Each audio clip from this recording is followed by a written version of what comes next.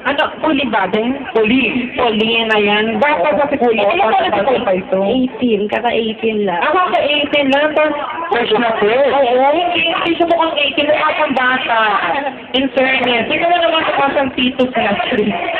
Ayan, tapos mukhang may lakas sa king pa ba? Ayan. Dito ka si Domin? Sa San Rafael po. Ay, sa Sandoki. Hello. Pero marami kang fa. Ay. Ayan na. Baka magkakabuhay lang dito.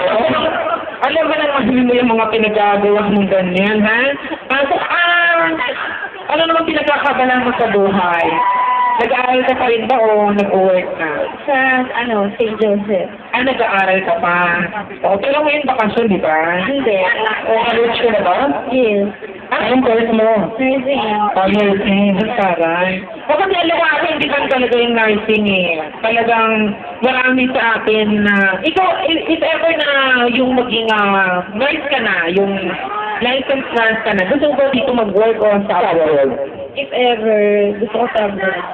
Bakit naman? Siyempre. Wala ko naman. I have worked for my family. O syempre yung lahat tayo, yan o. Pero anyway, maganda yan. Diba ako if ever may chance din, gusto ko rin magpunta ng abroad, kaso talagang wala chance. Anyway, dito na lang ako mag-host na lang. Ayan, para kasama kayo. Thank you. Thank you very much, Miss Pauline. Ayan. So let's go. Ayan. Ayan. Let's go.